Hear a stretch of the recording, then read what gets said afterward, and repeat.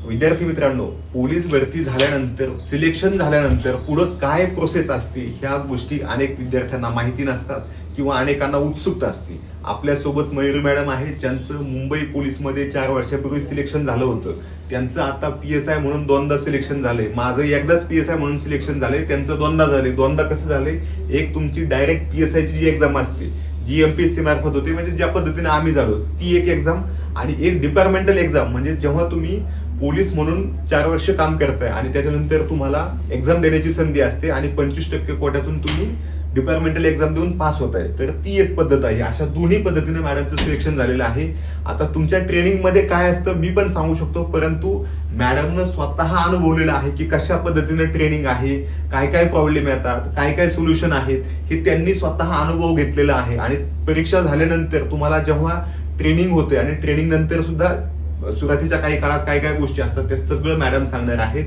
तुम्हाला मी PSIचं सांगितलेलंच आहे, परंतु मॅडमला आता कॉन्स्टेबलचा पूर्ण अनुभव आहे, कारण त्यांचं PSIचं ट्रेनिंग बाकी आहे. तर आता मॅडम स्वतः तुम्हाला ह्या सगळ्या गोष्टी एक्सप्लेन करतील की कशा पद्धतीनं ट्रेनिंग असते, कशा पद्धतीने ट्रेनिंगची तयारी असते, मेडिकल कसं होतंय, तुमचं डॉक्युमेंट व्हेरिफिकेशन कसं होतंय, ट्रेनिंगमध्ये काय अडचणी येतात आणि त्याच्यानंतर तुमचं अगदी पासिंग आउटपर्यंत काय गोष्टी असतात ह्या सगळ्या सांगणार आहेत. व्यवस्थित व्हिडिओ बघा, जेणेकरून तुम्हाला बऱ्याच गोष्टी क्लिअर होतील. ठीक आहे मॅडम, धन्यवाद, तुम्ही आमच्याकडे आलात आणि आमच्या मुलांना बऱ्याच गोष्टी कळणार आहेत. विशेषतः मुलींना, ग्रामीण भागातल्या मुली असतात तुमच्यासारख्या माझ्यासारख्या शेतकरी कुटुंबातून आलेल्या, आणि त्यांना माहिती नसतं की कशा पद्धतीने ट्रेनिंग असणार आहे, पुढं काय असणार आहे. फक्त परीक्षाच आहे एवढंच माहित असतं, परंतु ह्या सगळ्या गोष्टी, अगदी त्या काळामध्ये पगार किती असतो, मग त्यांना वाटतं की ट्रेनिंगमध्ये जेवणाचे हाल असतील, अशा सगळ्या गोष्टी ज्या तुम्हाला माहिती आहेत किंवा ज्या मुलांना आवश्यक असतात त्या सगळ्या तुम्ही सांगा. आता मी तुमच्याकडेच देतोय आणि तुम्ही चालू करा. ठीक आहे.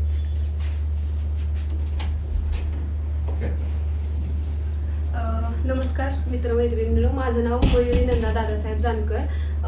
2018ला पोलीस झाली आहे. मुंबई पोलीसमध्ये सध्या जॉईनिंग आहे माझं, आणि PSIचं ट्रेनिंग बाकी आहे अगोदर. त्याच्या अगोदर सरांनी सांगितलं होतं की एकदा येऊन तुमच्या ट्रेनिंगचा एक्सपिरियन्स आणि पोलीस भरती झाल्यानंतर बाकी सगळ्या गोष्टी कशा आहेत त्या एकदा मुलांच्या मनातल्या शंका दूर करा किंवा त्याविषयी येऊन बोला, म्हणून आज मी या ठिकाणी आलेले आहे. तर पोलीस भरती सिलेक्शन नंतर काय प्रोसेस असते, तर आता आपण बघितलं की आपण पोलीस भरतीचा फॉर्म भरतो.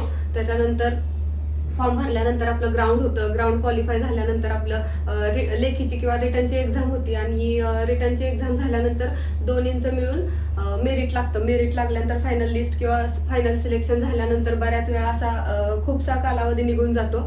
मग ती पुढं काय प्रोसेस चालू असते ह्याच्याविषयी आपण आज चर्चा करणार आहोत. तर बघूया.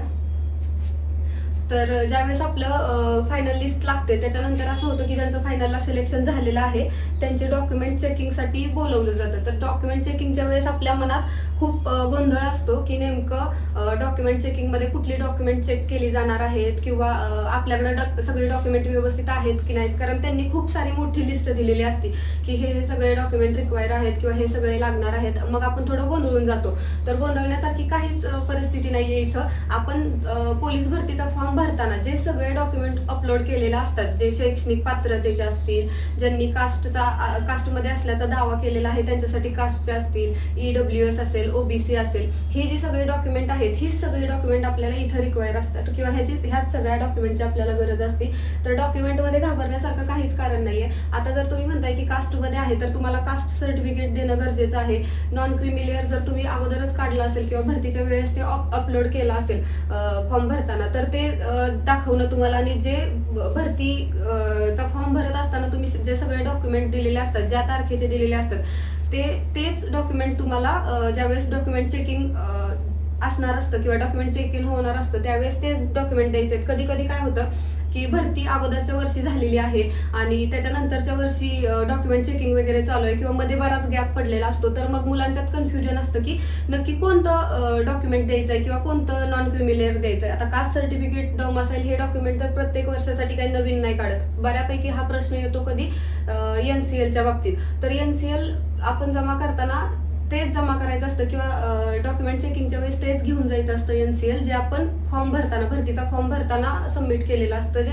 भरतीची जी तारीख असते त्याच्या अगोदर काढलेलं असतं तेच NCL घेऊन जायचं असतं. आता बऱ्यापैकी सगळ्यांचा प्रश्न असतो की कास्ट व्हॅलिडिटी, तर कास्ट व्हॅलिडिटी अजिबात गरजेची नसते त्यावेळेस. तर आपल्याकडे जर असेल तर खूपच चांगलं आहे, पण नसेल तर आपल्याला डिपार्टमेंटमध्ये गेल्यानंतर म्हणजे जॉईनिंगच्या नंतर 6 महिन्यापासून 3 वर्षापर्यंतचा काळ आपल्याला भेटत असतो की त्या काळात आपण नाही का डॉक्युमेंट देऊन आपलं कास्ट व्हॅलिडिटी काढून घेऊ शकतो. आणि त्याच्यातही आपल्याला म्हणजे शासनाचा किंवा गव्हर्नमेंटचा खूप सपोर्ट भेटत असतो ह्याचे कास्ट व्हॅलिडिटीचे डॉक्युमेंट गोळा करताना. जसं की आपल्याला त्यांच्याकडून डॉक्युमेंट म्हणजे कास्ट व्हॅलिडिटी जमा करत असताना असं लागतं की तुम्हाला का हवंय कास्ट व्हॅलिडिटी, तर त्याची कारणं देताना मग आपण लिहितो की गव्हर्नमेंट सर्वंट असल्यामुळे आम्हाला तिथे जमा करायचं. तर ते गव्हर्नमेंट सर्वंट आहोत ह्याच्यासाठी आपल्याला आपल्या डिपार्टमेंटकडून लेटर, हेडवर लेटर लिहून पण भेटतं. सो ह्या गोष्टींची काळजी करण्याची गरज नाही. आता EWS असेल, OBC असेल, ह्याची ही डॉक्युमेंट तुम्ही जी फॉर्म भरताना जमा केलेली असतात ती सगळी डॉक्युमेंटची गरज असते.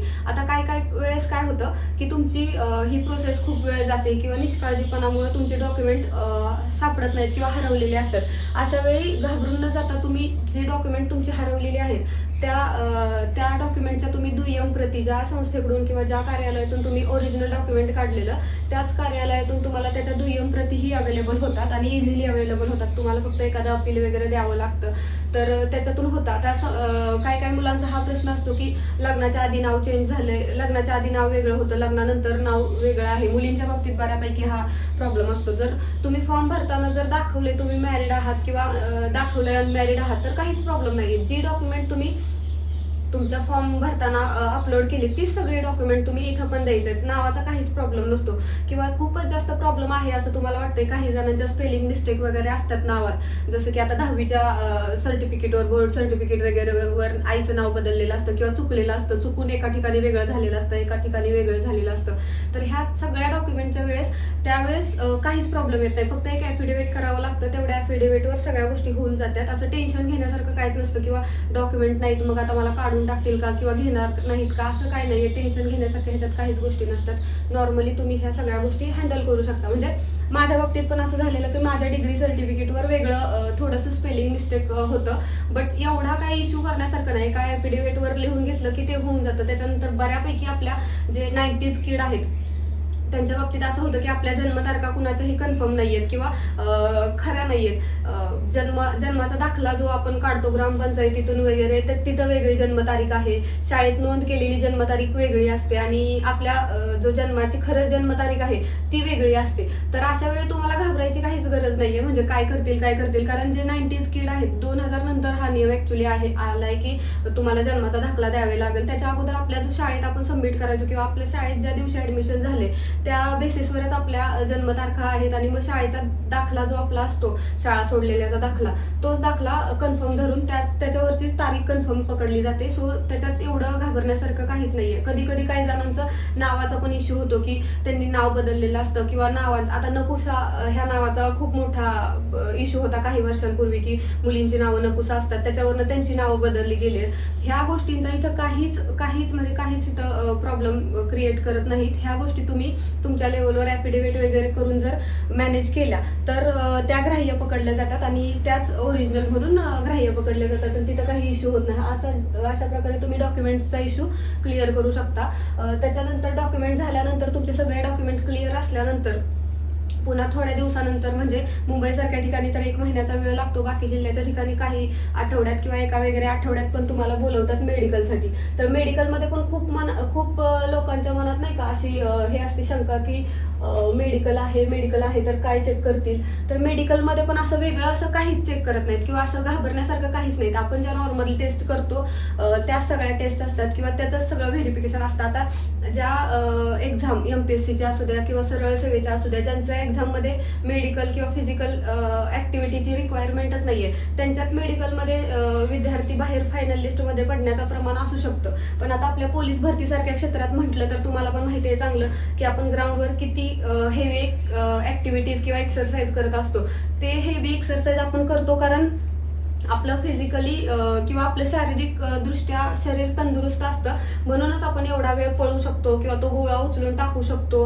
लॉंग जंप असेल तर ती टाकू शकतो, 100 मीटरची स्प्रिंट टाकू शकतो. त्याच्यामुळे आपण शारीरिक दृष्ट्या सुदृढ आहोत हे ऑलरेडीच कन्फर्म झाले. ह्यात फक्त काही इश्यू असतात, जसं की जर ग्राउंड दिल्यानंतर किंवा लेखी परीक्षेनंतर एखाद्याचं फ्रॅक्चर झाला आणि मेडिकलमध्ये तो फ्रॅक्चरमध्येच असला मेडिकलच्या वेळेस तर, किंवा खूप मोठं काहीतरी ऍक्सिडेंट झालाय त्याच्यातून तो उभंच नाही राहू शकत आहे किंवा त्याला रिकव्हरीच नाही झालेली आहे, तर फक्त मेडिकलमध्ये प्रॉब्लेम येतो. किंवा काही जणांना आता मुलांच्या मध्ये बऱ्यापैकी हा कलर ब्लाइंडनेसचा आजार असतो, जो की तुम्हाला तुमच्या आईच्या वडिलांच्याकडून आलेला असतो. आता हा आजार बऱ्या होण्यासारखा नाहीये, ह्याच्यावर आपण काही उपायच करू शकत नाही. तर ह्यावेळेस ठीक आहे की ह्या आजाराच्या ह्याच्यामुळं कारणामुळे तुम्ही मेडिकलमधून बाहेर पडू शकता. त्याच्या व्यतिरिक्त दुसरं असतं की एखाद्या मुलाला किंवा मुलीला खूप जास्त नंबरचा चष्मा असतो, 4 नंबर 5 नंबर, ज्यांना की विदाऊट चष्मा किंवा चष्म्यानं ही नॉर्मली दिसत नाही किंवा कलर ओळखता येत नाहीत, तर मग अशा मुलींना पण मेडिकलमधून बाहेर निघतात किंवा मग त्यांना रिचेकिंगसाठी सांगितलं जातं. पण अशाही बाबतीत काही वेळी मेडिकल रिचेकिंगमध्ये पण क्लिअर होऊन जातं. सो तुम्ही ह्याच्यात पण घाबरण्यासारखं काहीच कारण नाहीये, ह्याच्यात तुम्ही निवांत राहू शकता. आता बाकीच्या मग मेडिकलमध्ये दुसरं काय असतं की कलर ब्लाइंडनेस तर झालं, चष्म्याचं झालं, त्याच्यानंतर कधी कधी काय होतं की मुलांना एखाद्या डोळ्याचा नंबर जास्त असतो, एखाद्या डोळ्याचा कमी असतो, त्यावेळेस पण तुम्हाला काहीच प्रॉब्लेम होत नाही किंवा त्या गोष्टीचा प्रॉब्लेम येत नाही. चष्म्याचा पण की चष्मा आहे तर मला मेडिकलमधून काढून टाकतील का किंवा डिस्क्वालिफाय करतील का, तर चष्म्याचा इतकासा प्रॉब्लेम येत नाही मेडिकलमध्ये. जरी तुम्हाला चष्मा असला नॉर्मल नंबरचा, ज्यात तुम्हाला कलर ओळखता येत आहेत किंवा काही नंबर त्यांनी दाखवलेले असतात, ते नंबर तुम्हाला ओळखता येत आहेत, तरी त्याच्यातून तुम्हाला एवढासा काही प्रॉब्लेम होत नाही. त्याच्यानंतर बाकीच्या मेडिकलमध्ये काही टेस्ट होतात, जसं की ब्लड टेस्ट होतात, आपले ECG चेक केलं जातं. आता पोलीस भरतीच्या मुलांचं तर बऱ्यापैकी ECG नॉर्मलच असतो, कारण त्यांना काय असं काय म्हणतात त्याला वर्कआउटची वगैरे सगळी सवय असते, त्याच्यामुळे ह्या सगळ्या गोष्टी त्यांना नॉर्मल असतात. इतर सरळ सेवेतल्या वगैरे एक्झाममध्ये कसं होतं, त्यांचं मेडिकल कधी झालेलं नसतं किंवा त्यांचा मेडिकलचा एवढा काही संबंध आलेला नसतो, त्याच्यामुळे मग त्यांचं फिजिकल ऍक्टिव्हिटी नसल्यामुळे शरीर पण मे बी सुदृढ असू शकत नाही. आता हे मेडिकल घेण्यामागं कारण काय असतं, कधी कधी जर तुम्हाला खूप सारे गंभीर आजार आहेत किंवा खूप जास्त गंभीर एखादा आजार आहे, तर तुम्हाला डिपार्टमेंटमध्ये घेऊन किंवा तुम्हाला गव्हर्नमेंट सर्वंट म्हणून लावल्यानंतर तो शासनावर भार असल्यासारखं झालं ना, की तुम्हाला आधी घ्या, तुमच्या मेडिकलवर खर्च करा, तुम्हाला जर एन मार्गानं असं काही होऊ नये, पण जर झालं तर तुमच्या घरातल्यांना कामावर तुमच्या जागेवर घ्या, जे क्वालिफाय असतील पण नसतील पण. सो शासनाचा हा भार वाढू नये म्हणून शासन काय करत असतं, तुमचं सिलेक्शन झाल्यानंतर किंवा फायनल लिस्ट लागल्यानंतर तुमची मेडिकल टेस्ट घेत असतं. ह्यात असं घाबरण्यासारखं किंवा घाबरून जाण्यासारखं काहीच नाहीये. ह्याच्यासाठी तुम्ही भरतीचा फॉर्म भरल्यानंतर किंवा तुम्हाला जो मोकळा वेळ आहे भरतीचा फॉर्म भरायच्या अगोदर, त्या काळात एकदा सिव्हिल हॉस्पिटलला, तुमच्या जवळच्या सिव्हिल हॉस्पिटलला जाऊन तुम्ही तुमच्या टेस्ट करून घेऊ शकता. त्या टेस्टमधून तुम्हाला कळू शकतं की तुमचं शरीर सुदृढ आहे का किंवा कोणता आजार आहे का.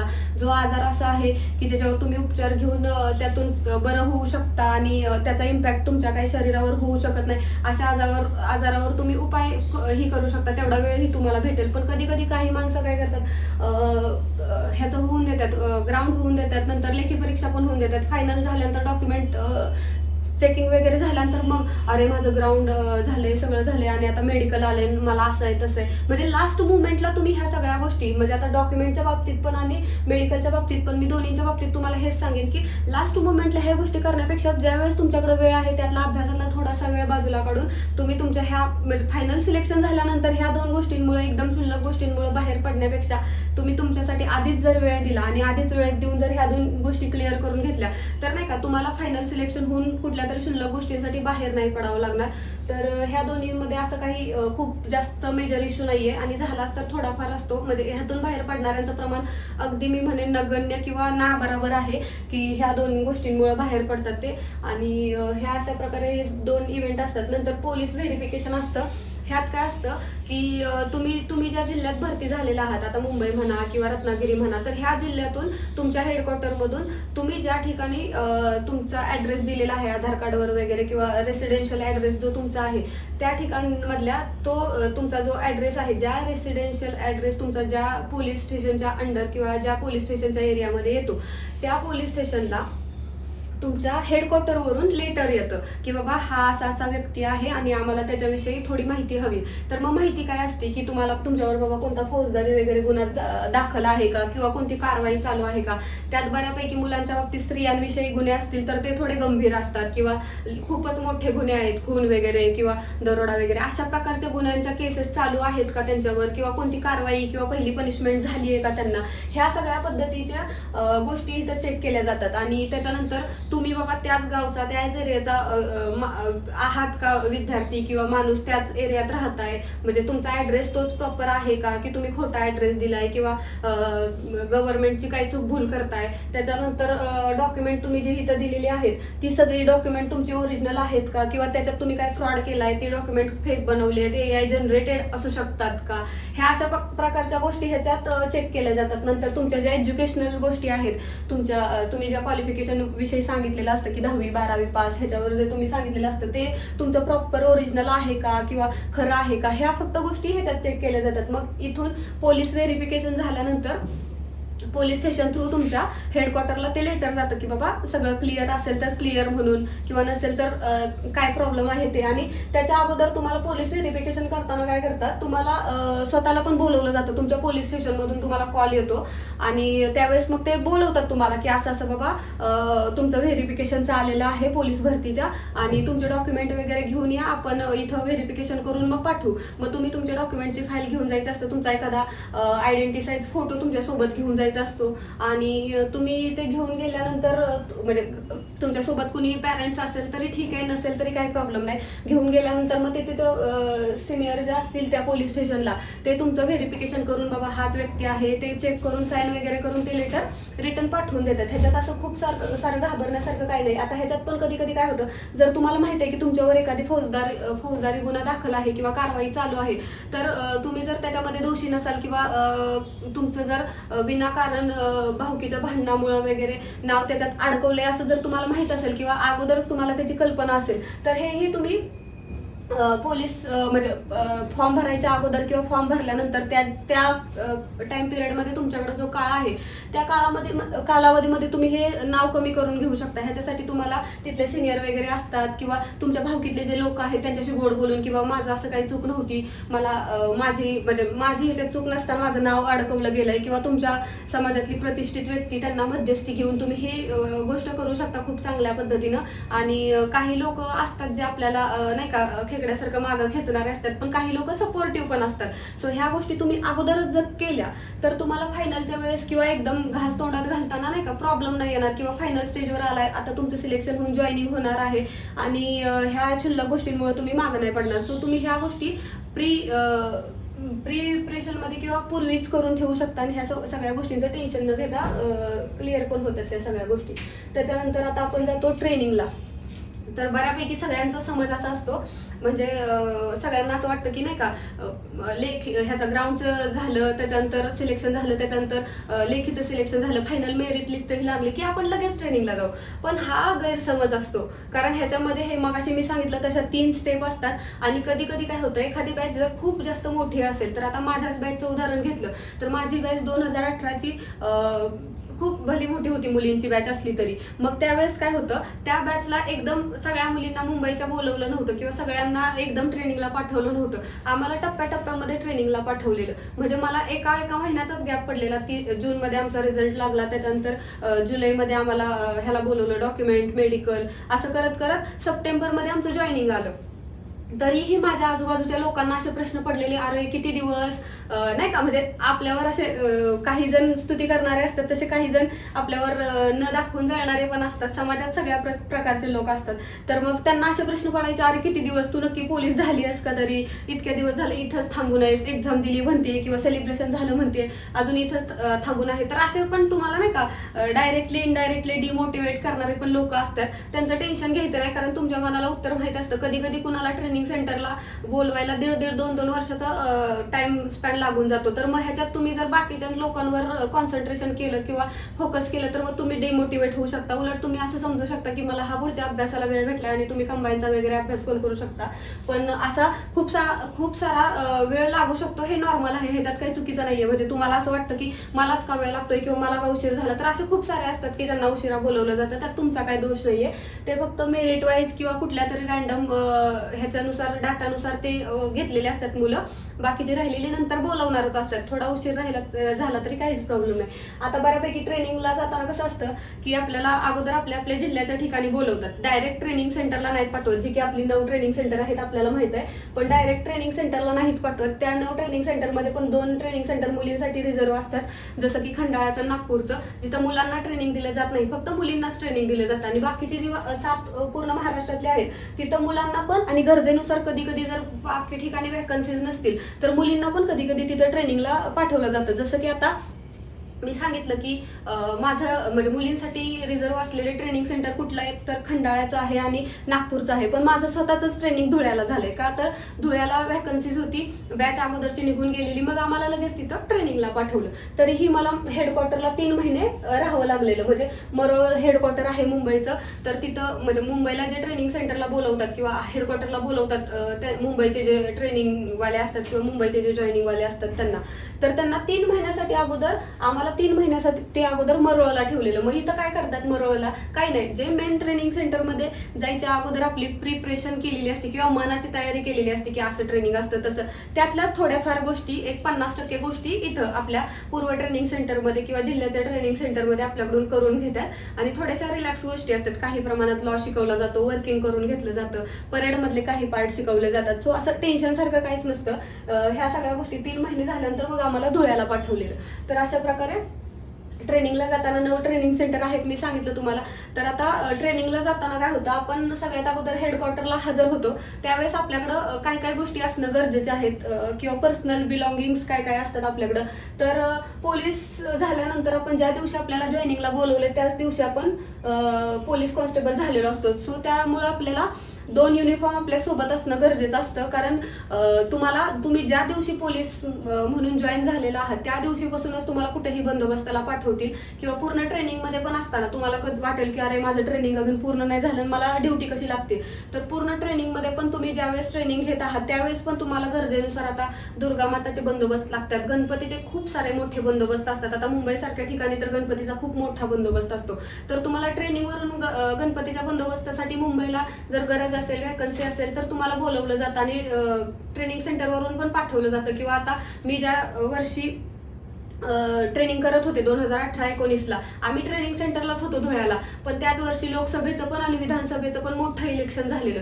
तर मग त्या वर्षी आम्हाला 1 महिना विधानसभेचं इलेक्शनच्या वेळेस आम्हाला नंदुरबारला पाठवलेलं, पण लोकसभेचं इलेक्शन त्यावेळेस 4 टप्प्यात झालेलं. तर आम्हाला पूर्ण महाराष्ट्रात जिथं जिथं गरज होती तिथं तिथं आम्हाला पाठवलेलं. तर मी जिथं जिथं गेलेले ते ठिकाणं अशी होती की आम्हाला सुरुवातीला वर्ध्याला पाठवलेलं, त्याच्यानंतर बीडला पाठवलेलं, 3ऱ्या टप्प्यात सांगलीला पाठवलेलं आणि मग 4थ्या टप्प्यात जो कोकणाचा होता त्यावेळेस आम्हाला ठाण्याला पाठवलेलं.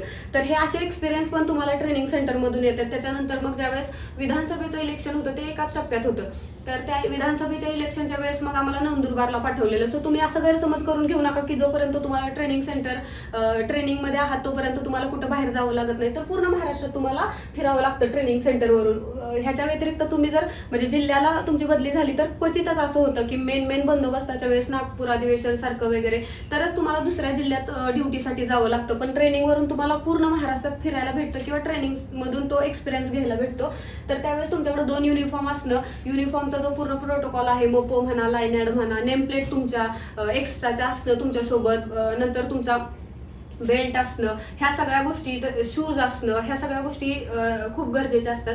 त्याच्यानंतर हे झालं युनिफॉर्मच्या बाबतीत. आता युनिफॉर्म आहे, शूज आहे, तर शूज पॉलिश करायसाठी तुमचं शूज पॉलिशचं किट असणं तुमच्यासोबत गरजेचं आहे. आता मुलं आहेत तर मुलांना रोज शेविंग करावी लागते, तर शेविंग किट असणं त्यांच्यासोबत गरजेचं आहे. बाकीचे जे तुमचे पर्सनल बिलॉंगिंग्स आहेत, मुलींच्या काही गोष्टी असतील, मेकअपचं सामान म्हणा किंवा बाकीच्या काही गोष्टी, तर त्या असणं गरजेचं आहे. इतर साहित्यामध्ये बऱ्यापैकी काय होतं, तर मी तुम्हाला सांगितलं की ट्रेनिंगमध्ये आपल्याला डिसिप्लिन शिकवलं जातं. डिसिप्लिनमध्ये पहिली गोष्ट असते की तुम्हाला कुठल्याही कामाची लाज नाही वाटली पाहिजे. मग ह्याच्यात कसं असतं की हे काम कसं करू, ते काम कसं करू. अलीकडे तरी सोशल मीडियामुळे तुम्हाला बऱ्याच ट्रेनिंग सेंटरमधले व्हिडिओ ते जे ट्रेनिंग मधले आहेत प्रशिक्षणार्थी ते बनवताना दिसतात. तर त्याच्यात तुम्हाला दिसत असतं की ते कोण झाडू मारतंय, कोण झाडाला पाणी घालतंय, कोण खुरपणी करतंय. तर ट्रेनिंग सेंटरमध्ये ही कामं शिकवली जातात. त्याच्या मागं कारण हे असतं की तुम्हाला नाही का कुठल्याही कामाला असं कमी आणि जास्त लेखलं नाही पाहिजे, तुम्हाला कुठल्याही कामाची सवय असली पाहिजे. हे तुम्हाला तिथं शिकवलं जातं आणि ती तुमची सवय डेव्हलप व्हावी त्याच्यासाठी ट्रेनिंगमध्ये असताना तुम्हाला ही अशी कामं शिकवली जातात की बाबा कुठल्याही कामाची तुम्हाला लाज नाही वाटली पाहिजे. त्याच्यासाठी इतर साहित्यात सगळ्यात महत्त्वाचं असतं तुमच्यासोबत असणं खराटा, बकेट आणि आपण जे खुरपणी करतो ते खुरप. ही 3 साहित्य सगळ्यात महत्त्वाचे असतात. कारण विदाऊट बकेट तुम्ही पाणी घेऊन जाऊ शकत नाही किंवा कचरा उचलू शकत नाही. विदाऊट खराटा तुम्ही झाडू मारू शकत नाही. आणि खुरप तुम्हाला गवत काढायला वगैरे मदतीला येतं किंवा जर काही असा जो कचरा उचलताना पण मदत होऊ शकते त्याची. सो ह्या 3 गोष्टी तुम्हाला इतर ह्याच्यात महत्त्वाच्या असतात.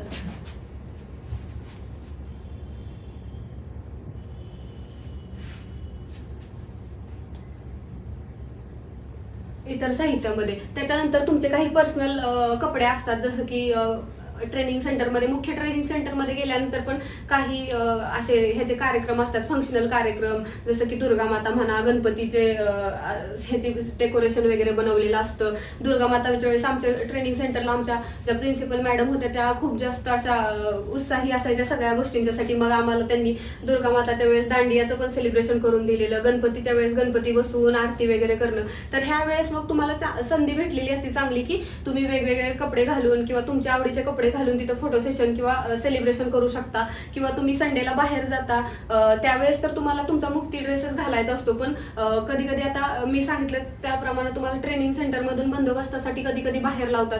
तर त्यावेळेस पण तुम्ही तुमच्या आवडीचे कपडे घालू शकता. किंवा बाकीचे सेलिब्रेशन्स असतात छोट्या छोट्या गोष्टींचे, त्यावेळेस पण तुम्ही तुमच्या आवडीचे ड्रेस घालू शकता. पासिंग आउट परेडच्या अगोदर एक बडाखाना असतो किंवा ह्याचा सांस्कृतिक कार्यक्रम असतो, त्याच्यातही तुम्ही तुमच्या आवडीचे कपडे घालू शकता. तर ते सगळं इतर साहित्यात मध्ये येतं. आता आम्ही ज्यावेळेस ट्रेनिंगला होतो त्यावेळेस आम्हाला इलेक्ट्रॉनिक्सच्या वस्तू वापरणं अलाउड नव्हतं. अलीकडच्या काही दिवसातल्या गोष्टी मला माहित नाहीयेत की आहे का नाहीये, पण कन्फर्म तर मला माहिती आहे की इलेक्ट्रॉनिक्स वस्तू वापरायला परवानगी दिली जात नाही. तर ते मग इलेक्ट्रॉनिक वस्तू तुमच्याकडे मोठ्या प्रमाणात असले नाहीत पाहिजे. किंवा ट्रेनिंग सेंटरमध्ये बऱ्यापैकी असं होतं की वस्तू चोरी होण्याचं प्रमाण पण असू शकतं किंवा वस्तू हरवण्याचं प्रमाण पण असू शकतं. सो मग ह्याच्यासाठी तुमच्याकडे अशा जास्त महागातल्या गोष्टी असल्याच नाहीत पाहिजेत. ट्रेनिंगला जातानाच तुमच्याकडून तुमच्या नाही का कानातलं किंवा नाकातलं असेल सोन्याचं, गळ्यातलं सोन्याचं असेल, अंगठी वगैरे सोन्याची असेल किंवा अशा खूप महागड्या वस्तू आहेत त्या तुम्हाला आधीच घरी द्यायला सांगतात. अलीकडे मोबाईल वगैरे पण खूप साऱ्या महागड्या वस्तू आहेत, पण मोबाईल ही तुमची रोजची गरज असल्यामुळे मोबाईलच्या बाबतीत बऱ्यापैकी असं नाही होत. मोबाईल तुम्हाला वापरून दिला जातो, पण इतर ज्या गोष्टी आहेत त्या टाळल्या पाहिजेत किंवा खूपच जास्त महत्त्वाच्या नाही आहेत त्या वस्तू घेऊन नाही गेलं पाहिजे उगाच पसारा वाढवायला. त्याच्यानंतर तुम्ही साहित्य ठेवण्यासाठी तुमच्याकडं जे तुमचं महत्त्वाचं साहित्य ते ठेवण्यासाठी एखादी बॅग किंवा ज्याला लॉक असू शकतं अशी पेटी चांगली घेऊ शकता तुम्ही किंवा तुमच्यासोबत बाळगू शकता. त्याचाही तुम्हाला ट्रेनिंगमध्ये फायदा होतो. हे अशा बऱ्यापैकी ट्रेनिंगला जाताना हे साहित्य तुम्हाला घेऊन जायचं असतं. बाकी सगळं साहित्य तुम्हाला गरजेनुसार जर काही लागलं तर तुम्ही ते संडेला तुम्हाला ज्या दिवशी सुट्टी असते त्या दिवशी मार्केटमध्ये जाऊन तुम्ही साहित्य घेऊन येता किंवा घेऊन येऊ शकता. आता कधी कधी ट्रेनिंगचं सांगितलं मी तुम्हाला की ट्रेनिंग कधी, तर ते ट्रेनिंग कधी असेल हे डिपेंड करतं की त्यांच्याकडे व्हॅकन्सी किती आहेत किंवा त्यांना वर्कलोड कसा आहे आणि तुमची गरज किती आहे ह्याच्यावर ट्रेनिंगला तुम्हाला कधी बोलवलं जातं हे डिपेंड करतं. कधी कधी एका महिन्यात पण बोलवलं जातं, कधी कधी 1-2 वर्षाचा पण वेळ निघून जातो. ह्यात तुमची काहीच सर्वस्वी चूक नसते किंवा तुमची काहीच चूक नसते. हे सगळं डिपेंड करतं ट्रेनिंग सेंटरवर. तर आता हे ट्रेनिंगला तुम्ही ज्यावेळेस हेडक्वार्टरला असता तुम्ही तुमच्या जिल्ह्याच्या, तिथं फक्त तुम्ही जिल्ह्याच्याच विद्यार्थिनी किंवा विद्यार्थी असता. पण ज्यावेळेस तुम्ही मुख्य ट्रेनिंग सेंटरला जाता, जी 9 सांगितली मी ट्रेनिंग सेंटर ती असतात, तर त्यावेळेस मात्र तुम्हाला पूर्ण महाराष्ट्रातले ट्रेनिंग सेंटरचे किंवा ट्रेनिंग करणारे विद्यार्थी तुम्हाला भेटतात, किंवा आता ज्यांनी तुमच्यासोबत वेगवेगळ्या जिल्ह्यात फॉर्म भरलेले असतात, किंवा तुमच्या मित्रांनो दुसऱ्या जिल्ह्यात फॉर्म भरला असेल पण त्यालाही तुमच्यासोबत ट्रेनिंग करायला भेटू शकतं. तर हा आनंद किंवा हा एक्सपिरियन्स तुम्हाला ट्रेनिंग सेंटरमध्ये, मुख्य ट्रेनिंग सेंटरमध्ये गेल्यानंतर होतो. आता म्हणजे कसं होतं की समजा 400, 350, 550 मुलं आहेत, तर ती फक्त तुमच्या जिल्ह्याची नसतात की मुंबईचीच आहेत किंवा पुण्याचीच आहेत, तर ती पूर्ण महाराष्ट्रातली, कुठल्या जिल्ह्याची 2 असतील 4 असतील, पण पूर्ण महाराष्ट्राला रिप्रेझेंट करत असतात ट्रेनिंग सेंटरमध्ये. ह्याचा फायदा काय होतो की तिथं नाही का असं एक बॉन्डिंग नाही राहत की मी मुंबईचे तर मी मुंबईच्याच मुलीसोबत, मुंबईच्याच कंटेस्टंट सोबत राहीन. तर तुम्हाला अनेक मित्रमैत्रिणींसोबत ओळख किंवा भेटायला भेटतं किंवा ओळख करायला भेटते. आणि पुढे जाऊन ज्यावेळेस तुम्ही एखादा तपास करत असता किंवा गुन्हेगार दुसऱ्या जिल्ह्यात गेलेला असतो किंवा साहित्य तुम्हाला काहीतरी दुसऱ्या जिल्ह्यात आणायला जायचं असतं किंवा एखादं समन्स बजवायचं असतं, त्यावेळेस मग तुम्हाला असं होतं की तुमचे जर कॉन्टॅक्ट त्या जिल्ह्यामध्ये असतील तर तुम्ही त्यांना डायरेक्टली कॉल करून कॉन्टॅक्ट करून त्यांची मदत घेऊ शकता. आणि मग असे लोकलच्या मदतीला असले पोलीस तर मग तुम्हाला काय फायदा होतो त्याचा की तुमची कामं लवकर होऊन जातात आणि तुम्हाला कोण अडवत नाही. मग हा फायदा तुम्हाला, म्हणजे ह्या ओळखीचा फायदा किंवा ट्रेनिंग सेंटरमध्ये तुम्ही सोबत ट्रेनिंग केला ह्याचा फायदा तुम्हाला त्या ठिकाणी होत असतो, त्या ठिकाणी गेल्यानंतर तुम्हाला होत असतो. तर हे आपण बघितलंय कपडे. तर आता तिकडे गेल्यानंतर काय काय साहित्य भेटतं, तर पूर्ण ट्रेनिंग सेंटरमध्ये म्हणजे पूर्ण ट्रेनिंग चालू असताना पूर्ण ट्रेनिंगमध्ये तुम्हाला ज्या ज्या नवीन नवीन गोष्टींची रिक्वायरमेंट असते त्या एकतर तुम्ही बाहेरून म्हणजे ट्रेनिंग सेंटरच्या बाहेरून घेऊ शकता किंवा तुमच्या ट्रेनिंग सेंटरमध्ये खाऊचं आणि खाऊच्या सामानाचं तसंच तुमच्या ज्या वस्तू ट्रेनिंगमध्ये तुम्हाला गरजेचे असतात त्या ट्रेनिंग मधल्या गोष्टींचं कॅन्टीन असतंच अवेलेबल प्रत्येक ट्रेनिंग सेंटरमध्ये. जरी नसेल तरी मी जसं सांगितलं मग अशी की तुम्हाला संडेला किंवा मध्ये आधी सुट्टी असते 2 आठवड्यातून एकदा वगैरे, त्या दिवशी तुम्हाला बाहेर सोडलं जातं आणि बाहेर सोडलं जातं त्यावेळेस तुम्ही त्या ठिकाणी तुम्हाला ज्या सामानाची गरज आहे ते सामान तुम्ही घेऊन येऊ शकता तिथनं.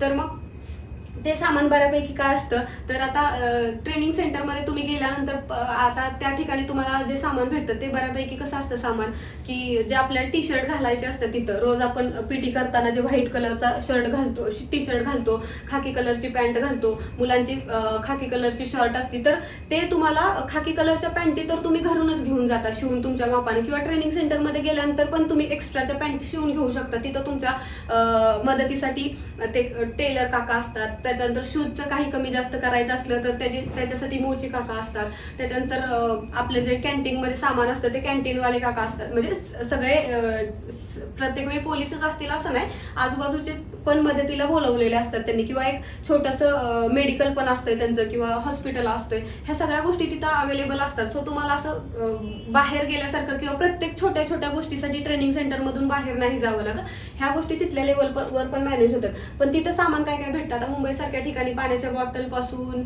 डबा खाऊसाठी, नंतर कॅन्टीन मध्ये गेल्यानंतर तुम्हाला मेसमध्ये गेल्यानंतर जेवणासाठी ताट पण भेटत असतं. रनिंगचे जे शूज असतात, आता आपण आहोत युनिफॉर्म सर्व्हिसमध्ये जिथं सगळ्यांना सारख्या सगळ्या वस्तू वापराव्या लागतात, त्याच्यामुळे तिथं गेल्यानंतर मग तुमचे रनिंगचे शूज ठरवले जातात, कलर ठरवले जातात आणि मग तुमच्या साईज मागून त्याच्यानुसार तुम्हाला रनिंगचे शूज दिले जातात. टी शर्ट पण एक्स्ट्राचे जर लागणार असले तर ट्रेनिंग सेंटर किंवा त्या ट्रेनिंग सेंटरमध्ये जी रिक्वायरमेंट आहे त्याच्यानुसार नवीन नवीन टी शर्ट तुम्हाला शिवून दिले जातात तिथं.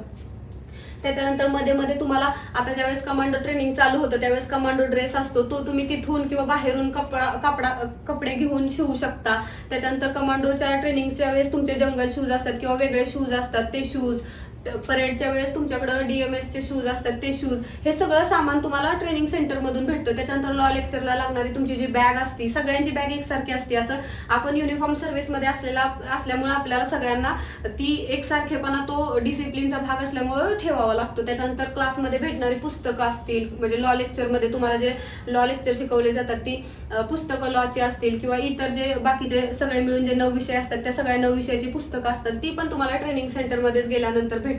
त्या ट्रेनिंग सेंटरमध्ये तुम्हाला लाठी ही भेटते काय काय ट्रेनिंग सेंटरमध्ये. त्याच्यानंतर बॅग भेटतात, बाकीचे जे साहित्याची मध्ये आधी गरज असते ते साहित्य तुम्हाला ट्रेनिंग सेंटरमध्ये त्यांच्याकडून प्रोव्हाइड केलं जातं. पण त्या साहित्याचे पैसे तुमच्याकडून घेतले जातात. मग कधी कधी काही जणांना प्रश्न पडतो की पेमेंट इतकं आहे आणि कट करून एवढंच काय येतंय, कारण त्याच्यातून तुमच्या जेवण जे तुम्हाला वेगवेगळ्या प्रकारचं चांगल्या प्रकारचं जेवण दिलं जातं, प्रोव्हाइड केलं जातं. ते जेवणही तुम्हाला तुमच्या पैशातून तुमचे पैसे कट करून घेऊन दिलं जातं. आता जेवणात व्हेज नॉनव्हेज दोन्ही ऑप्शन असतात. आता तुम्ही व्हेज खाणार असाल तर प्रत्येक बुधवारी आणि संडेला वगैरे तुम्हाला व्हेजमध्ये ऑप्शन दिलेले असतात, मग स्वीटमध्ये काहीतरी ऑप्शन असतात. किंवा मग जर तुम्ही नॉनव्हेज खाणार असाल तर अंडी, मटन किंवा चिकन, मटन हे सगळे ऑप्शन अवेलेबल असतात. आठवड्यातून 2 वेळा अवेलेबल असतात.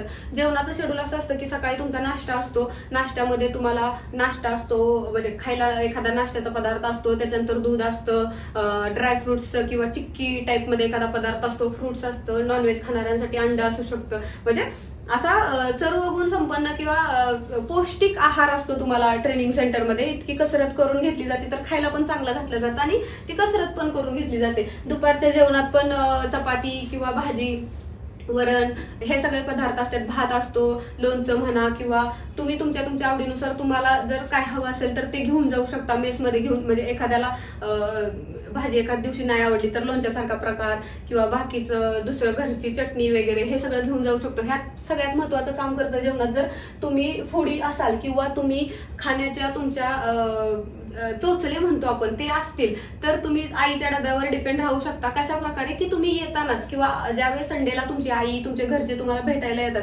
त्यावेळेस तुम्ही त्यांना सांगू शकता की मला हे खायचंय आणि जे टिकाऊ असेल, जास्त दिवस टिकत असेल ते असे पदार्थ तुम्हाला घरच्यांच्याकडून भेटू शकतात आणि ते तुम्ही स्टॉक करून ठेवू शकता. ज्यावेळेस तुम्हाला गरज असेल त्यावेळेस खाऊ शकता. संडेला पण ज्यावेळेस बाहेर जाता तुम्ही फ्रुट्स, ड्रायफ्रुट्स किंवा तूप वगैरे असे पदार्थ तुम्ही आणून ते स्टॉक करून ते खाऊ शकता. ह्या सगळ्या पदार्थांची गरज ही असते. संध्याकाळच्या जेवणाचं ही सेमच असतं की अशा प्रकारचे व्हरायटीचे भाज्या वगैरे अवेलेबल असतात. जेवण पौष्टिकच असतं, त्यात काही अडचण नाही. पण कधी कधी काही जणांना नाहीत आवडत गोष्टी, सो तुम्ही बाहेरचं अशा प्रकारे पण खाऊ शकता. आमच्या वेळेस असं बाहेरचे पार्सल वगैरे आणणं अलाउड नव्हतं. आत्ताच्या बाबतीत मला काही माहिती नाहीये, थोड्याफार कालावधीनुसार बदल होत राहतात कारण माझं ट्रेनिंग 2018ला झाले.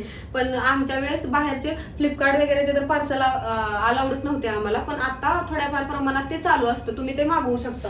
सो हे तिकडे भेटणारं साहित्यात बऱ्यापैकी हे अशा सगळ्या गोष्टी असतात. आणि एखादं साहित्य तुम्ही जे घरून आणायचं विसरलेच आहात तर ते साहित्य तुम्ही मध्ये आधी ज्यावेळेस तुम्हाला सुट्टी भेटलेली आहे किंवा आवश्यकतेनुसार ते साहित्य तुम्ही बाहेर जाऊन मार्केटमधून घेऊ शकता किंवा तिथं ज्या तुमच्यासाठी मदतीला जे वॉर्डन वगैरे मॅडम असतात त्यांना सांगून त्यांच्याकडून तुम्ही ते साहित्य घेऊ शकता. असा काहीच प्रॉब्लेम येत नाही. म्हणजे ट्रेनिंग सेंटरमध्ये एकदम हसत खेळत खेळामेळीचं वातावरण असतं, असं घाबरून जाण्यासारखं काय नसतं. आणि मी तर म्हणते की तुमच्या ज्या पूर्ण आयुष्यातल्या किंवा नोकरीतल्या पूर्ण पिरियड मधला कुठला सगळ्यात चांगला आणि असा खेळीमेळीचा वातावरणाचा कालावधी असेल तर तो ट्रेनिंग सेंटर मधला. मला असं वाटायचं ज्यावेळेस मी ट्रेनिंगला होते त्यावेळेस मला नेहमी असं वाटायचं अरे कधी ट्रेनिंग संपेल आणि कधी बाहेर पडेल आणि कधी माझं फ्रीडम भेटेल. पण नंतर जाऊन मला कळालं की अरे फ्रीडम खरं तर आहे ना बाहेर ड्युट्या करण्यापेक्षा जास्त फ्रीडम किंवा जास्त आनंद त्या ट्रेनिंग सेंटरमध्येच होता. कारण तिथं तुम्हाला ॲज लाईक चाइल्ड ट्रीट केलं जातं. बाकी पनिशमेंट वगैरे पण चाइल्ड सारख्याच असतात, ते तो मजेचा विषय आहेच, आपण बघूच नंतर. पण हे बाकीच्या पण गोष्टी असतात. आता आपण बघू ट्रेनिंगमध्ये असताना बाहेर व्हिजिट. मी तुम्हाला पहिल्यांदा तर सांगितलं की ज्यावेळेस तुम्ही मुख्य ट्रेनिंग सेंटरला असता त्यावेळेस आठवड्यातून 1 दिवस तुम्हाला बाहेर जायला भेटतंच. त्यावेळेस पण तुम्ही बाहेर ट्रेनिंग सेंटरच्या बाहेर व्हिजिट करता. त्याच्यानंतर जे महत्त्वाचे बंदोबस्त असतात किंवा इमर्जन्सीचे बंदोबस्त असतात, इमर्जन्सी सिच्युएशन येते त्यावेळेस जर गरज असेल कुणी मागणी केली तर त्यानुसार पण ट्रेनिंग सेंटरमधून डायरेक्ट बंदोबस्त पाठवला जातो आणि तो बंदोबस्त पाठवल्यानंतर मग तिथली त्यांची गरज पूर्ण केली जाते. त्याच्या व्यतिरिक्त पूर्ण ट्रेनिंग सेंटरमध्ये 5 kilometre, 10 kilometre, 21 kilometre with rifle, without rifle अशा तुमच्या रनिंगच्या जे इव्हेंट असतात जे की आठवड्यातून किंवा महिन्यातून असू शकतात. मग त्यावेळेस पण तुम्हाला ट्रेनिंग सेंटरच्या बाहेर जायला भेटतं. आणि त्याच्यानंतर तुमचे जे लॉ लेक्चर आहेत त्या लॉ लेक्चरमध्ये तुम्हाला काही गोष्टींचं प्रॅक्टिकल करावं लागतं. जसं की डेड बॉडीज हँडल करणं किंवा डेड बॉडीज आहे तर ती कशामुळे झाली, आता फास लावून घेतलाय, कुणाचा खून झालाय किंवा कुणाला जाळलंय, कुणाला पाण्यात बुडवून मारले, तर ह्या ज्या सगळ्या वेगवेगळ्या टाईपच्या डेड बॉडीज असतात तर ह्याच्यामध्ये काय फरक असतो हे तुम्हाला ऍक्च्युअल दाखवण्यासाठी किंवा प्रॅक्टिकल लेवलवर तुम्हाला ते बघता यावं म्हणून आणि त्यातला फरक कळावा म्हणून ज्यावेळेस तुम्ही पुढे जाऊन काम करणार आहात त्यावेळेस तुम्हाला अगोदरच त्याचा अनुभव असावा म्हणून मग तुम्हाला त्याच्यासाठी हॉस्पिटलमध्ये व्हिजिट केली जाते किंवा हॉस्पिटलला घेऊन गेलं जातं आणि मग त्यावेळेस तुम्हाला तिथं दाखवलं जातं आणि ते प्रॅक्टिकल तुम्हाला दाखवून त्याचे सिम्पटम्स वगैरे पण तुमच्या शिक्षकांच्याकडून सांगितलं जातं. ही थोडी घाबरवणारी आणि खूप काही शिकवणारी अशी व्हिजिट असते. त्याच्यानंतर तुम्ही तिथल्या पोलीस स्टेशनला किंवा SP ऑफिसला जे वेगवेगळे ब्रांच असतात, आता BDDS असेल किंवा डॉग स्क्वॉड असेल एखादं, तर त्याला ही व्हिजिट दिली जाते. जर ट्रेनिंग सेंटरमध्ये तसं किंवा ट्रेनिंग सेंटरच्या एरियामध्ये तशा ठिकाणी असतील तर, किंवा वेगवेगळ्या शाखांच्या जर मेन ब्रांच किंवा ब्रांच तिथे असू शकतील तर त्या ठिकाणी तुम्हाला व्हिजिटसाठी नेलं जातं. हा खरं तर ज्ञान मिळवण्यासोबतच नवीन पण एक्सपिरियन्स घ्यायचा तुमचा चांगला एक्सपिरियन्स असतो किंवा तुम्हाला तो खूप चांगला अनुभव येतो ट्रेनिंग सेंटरच्या बाहेर ज्यावेळेस तुम्ही व्हिजिट करता. आता खास प्रशिक्षणामध्ये काय गोष्टी असतात की ज्यावेळेस तुम्ही ट्रेनिंगला असता त्यावेळेस 15 दिवसाचं तुमचा कमांडो ट्रेनिंग असतं. त्यात तुमचं लॉ लेक्चर पूर्ण बंद असतं.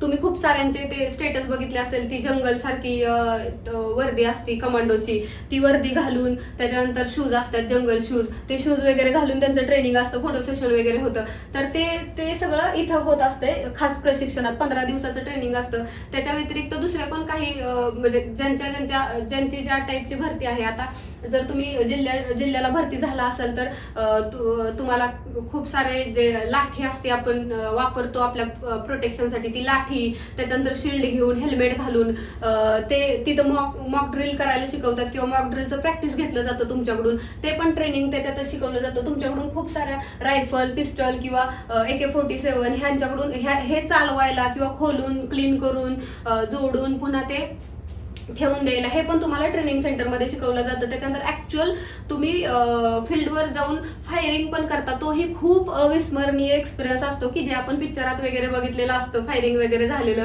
ते तुम्ही रिअल लाईफमध्ये ट्रेनिंग सेंटरमध्ये अनुभवतात आणि तो तुमच्या ट्रेनिंगचाच एक भाग असतो. तो सगळ्यांना कंपल्सरी करायचाच असतो.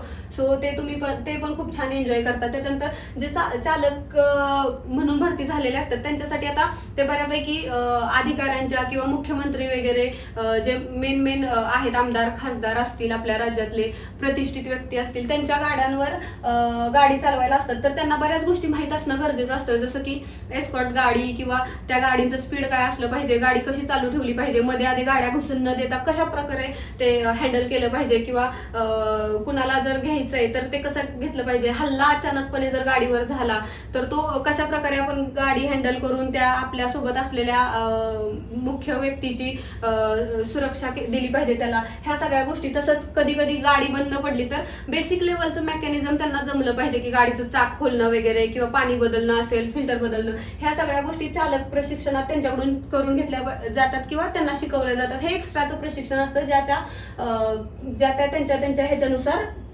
डिपेंड करतं. हे आता SRPF मध्ये काय असतं, त्यांना बऱ्यापैकी इमर्जन्सीच्या ड्युट्या असतात किंवा जिथं अत्यंत नाजूक परिस्थिती आहे अशा ठिकाणी त्यांना ड्युटी करावी लागते. मग त्यांना त्यांच्या ड्युटीचा पार्ट म्हणून मोर्चा हँडल करणं, दंगल हँडल करणं, किंवा आपण म्हणतो नक्षलवादी एरियामध्ये आता गडचिरोली सारख्या भागात त्यांच्या वर्षातून एकदा ड्युटी असते किंवा तिकडे त्यांना जावं लागतं.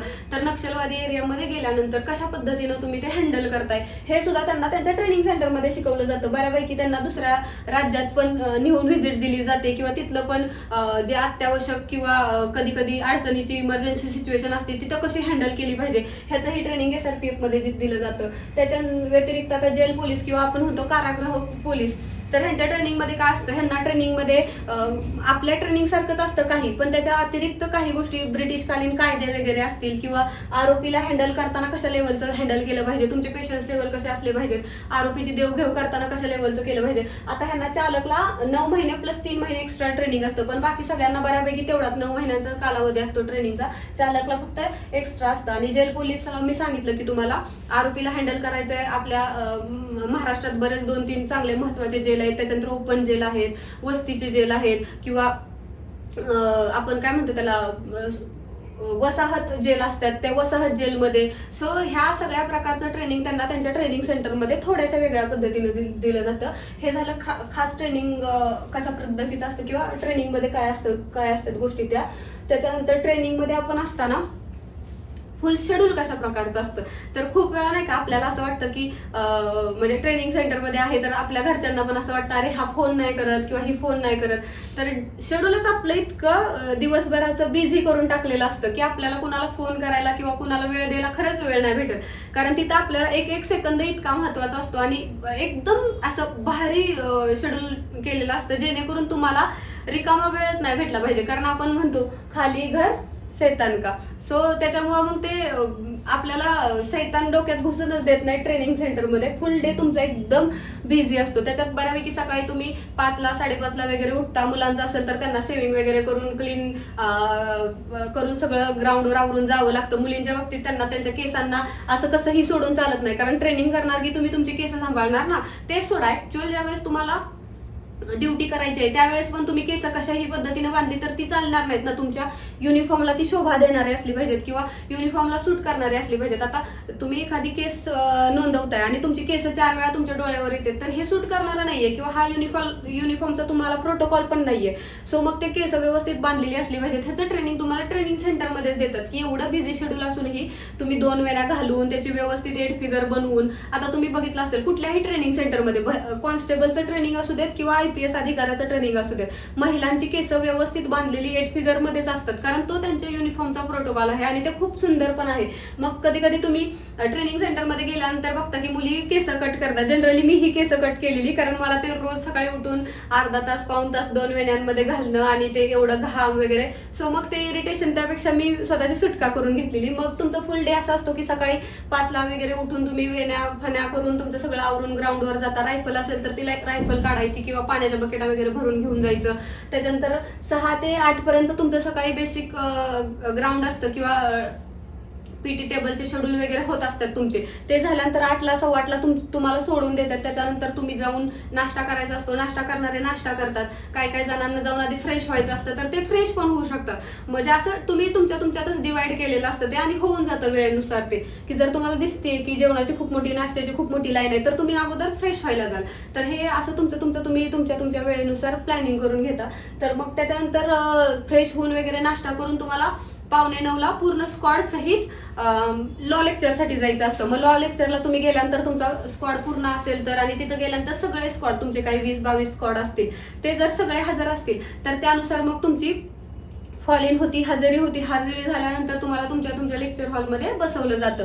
मग दिवसभरात जे काही शेड्यूल असतील लेक्चर 5-6 वेगवेगळ्या विषयांचे ते लेक्चर होतात. त्या लेक्चरमध्ये शिकवलं जातं आणि लेक्चरचे किस्से असे असतात की ग्राउंड इतकं हेवी झालेलं असतं की लेक्चरमध्ये आणि नाश्ता फुल झालेला असतो. एकदम पोट भरपेट भरलेलं असतं. मग लेक्चरमध्ये काय होतं आपली आवडीची झोप येते पण ती वामकुक्षी घ्यायची जागा अजिबात नाहीये. कारण बऱ्यापैकी असं होतं की तुम्ही झोपलाय हे जर पुढच्या अधिकारी ऑफिसरला समजलं तर तुम्हाला अजून ग्राउंडवर जाऊन अजून तुमची मशागत घेतली जाते. अजून DI सरांना सांगून हा ह्याला झोप येते घ्यायची. मग ती एक वेगळीच गंमत असते.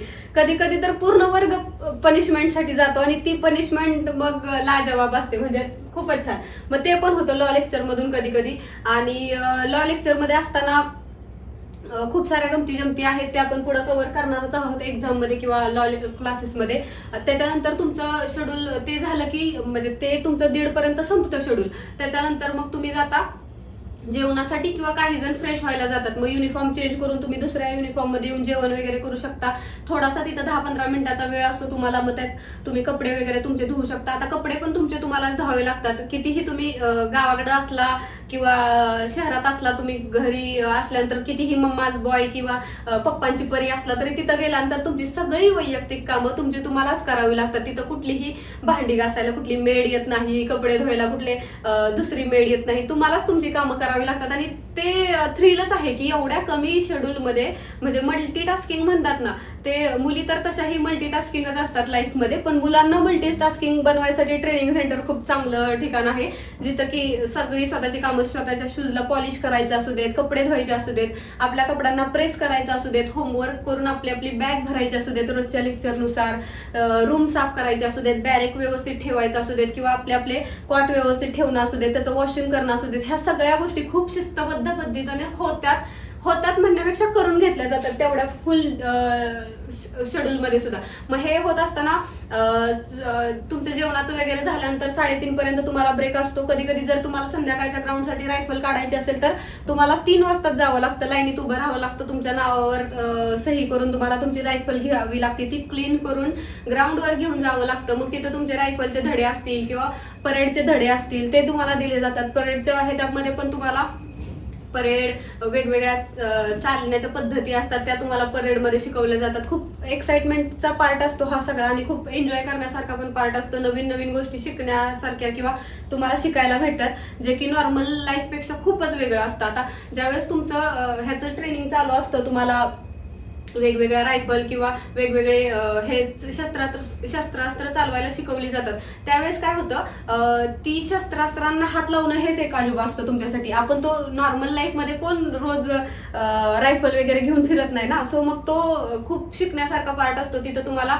3-4 प्रकारचे किंवा त्याच्यापेक्षा जास्त प्रकारचे शस्त्रास्त्र खोलायची, ते कसे चालवायचे, त्याच्यासोबत म्हणजे कुठली गॅस गन आहे, कुणाला बुलेट्स चालतात, बुलेट्सचे आकार पण प्रत्येकाचे वेगवेगळे असतात.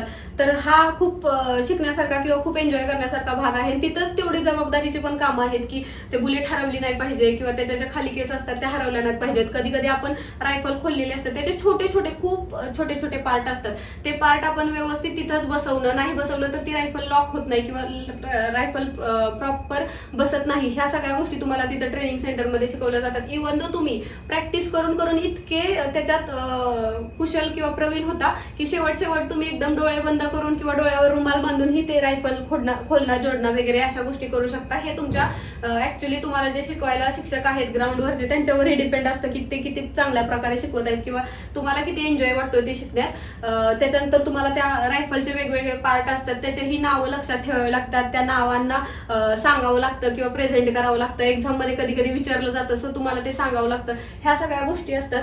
आणि त्याच्यानंतर मग ते शेड्यूल झाल्यानंतरच्या 5 वाजता तुमची सुट्टी, म्हणजे ग्राउंड सुटल्यानंतर संध्याकाळचं 5 ते 7 एक्स्ट्रा ऍक्टिव्हिटीज असतात. खूप साऱ्या ट्रेनिंगमध्ये तुम्हाला खूप नवीन गोष्टी शिकायला भेटतात, त्यातल्याच ह्या काही गोष्टी असतात. तर त्या शिकायसाठी तुम्हाला वेळ असतो. 7 नंतर किंवा 7:30 नंतर जेवणाचा टाइम होतो, 7:30 ते 8:30 किंवा 8 वाजेपर्यंत, बेसिकली 8:15 वाजेपर्यंत. त्याच्यानंतर मग 8:15 किंवा 8:30 संध्याकाळची एकदा फॉल इन होती. त्या फॉल इन मध्ये चेक केलं जातं की कुणी एवढ्या दिवसभराच्या शेड्यूलला कंटाळून पळून तर नाही गेलेलं आहे ना. मग ते चेक केल्यानंतर किंवा पळून न जाता कुणी बॅरेकमध्ये झोपून तर नाही राहिलेलं आहे ना, मग ते चेक करण्यासाठी संध्याकाळी एकदा फॉल इन होती. मग 8:30 किंवा 8 फॉल इन झाल्यानंतर तुम्हाला सोडून दिलं जातं. पण ह्याच्यात ही कधी कधी इंटरेस्टिंग किस्सा असतो की संध्याकाळी सोडल्यानंतर ही निवांत झोपायचं नसतं किंवा रात्र असं घोरत पडायचं नसतं. तर त्याच्यातही तुम्हाला कधी कधी नाईट कॉल म्हणतात त्याला किंवा नाईट फॉल इन म्हणतात की विसल वाजली तर तुम्हाला प्रॉपर युनिफॉर्म किंवा प्रॉपर पीटी ड्रेस वगैरे त्यांची जशी रिक्वायरमेंट आहे ते करून विदिन काही मिनिटांमध्ये आवरून तुम्हाला खाली यावं लागतं. आणि हा एक्साइटमेंटचा खूप मोठा पार्ट असतो. म्हणजे प्रत्येक ट्रेनिंग सेंटरमध्ये डिपेंड करतं तुमच्या अधिकाऱ्यावर की हे किती वेळा होतंय. पण 5-10 वेळा जरी झालं तरी तुमची खूप चांगलीच कसरत होती, कारण गाढ झोपेत असताना त्याच्यात तुम्हाला कुणाची तर शिट्टी ऐकून येणं आणि तुम्ही उठणं आणि आवरून खाली जाणं, ते पण विदिन टाइम मध्ये व्यवस्थित केस वगैरे बांधून सॉक्स घालून, ते पण ब्लॅक कलरचे किंवा जे तुमचा प्रोटोकॉल आहे ते सॉक्स घालून. सो खूप गमती जमतीचं किंवा एक्साइटमेंटचं किंवा तुम्हाला तुमच्या स्ट्रेंथ दाखवून देणारं ट्रेनिंगचं ते फुल शेड्यूल असतं. फिजिकल शेड्यूलमध्ये मी तुम्हाला सांगितलं सकाळी आणि संध्याकाळी 2 टायमिंगला फिजिकल शेड्यूल असतं. फिजिकल शेड्यूलमध्ये सकाळी बऱ्यापैकी पीटीच्या एक्सरसाइज होतात, ज्याच्यात 90 कामं 45 कामं बॉल्स वगैरेच्या एक्सरसाइज होतात, जे की तुम्हाला मेन तुमची जी एक्झाम असते ग्राउंडची सगळं झाल्यानंतर पासिंग आउट परेडच्या अगोदर त्यावेळेस तुम्हाला ती करून पण दाखवायची असते. संध्याकाळी वेगवेगळ्या शस्त्रास्त्र शिकवली जातात, रायफल घेऊन रनिंग असतं किंवा त्यांचं खोलणं जोडणं शिकवलं जातं, परेड्सचे वेगवेगळ्या टाईप चालींचे वेगवेगळ्या प्रकार शिकवले जातात. हे सगळं संध्याकाळच्या शेड्यूलमध्ये असतं. हे असं दोन्ही फिजिकल शेड्यूलमध्ये शिकवून घेतलं जातं. ह्याच्यात तुमचा फिजिकल एंड्युरन्स वाढवला जातो. ह्याच्यात तुमच्याकडून कमांडो ट्रेनिंग असेल किंवा कमांडो ट्रेनिंगमध्ये तुमची रस्सीवर चालणं असू द्यात, क्रावलिंग असू द्यात, ह्या सगळ्या गोष्टी तुम्हाला शिकवून तुम्हाला फिजिकली तंदुरुस्त केलं जातं. ज्यावेळेस तुम्ही ऍक्च्युअल फील्डवर जाल त्यावेळेस कितीही धकाधकीचं किंवा कितीही हेक्टिक शेड्यूल असलं, कितीही हेक्टिक काम असलं तरी तुम्ही ते काम करण्यासाठी स्वतःला झोकून दिलं पाहिजे की स्वतः पुढे जाऊन ते काम केलं पाहिजे. त्याच्यासाठी फिजिकल एंड्युरन्स वाढवण्यासाठी तुमच्या खूप हार्ड हार्ड फिजिकल ऍक्टिव्हिटीज घेतल्या जातात, पण ते होतं सगळ्यांच्याकडून.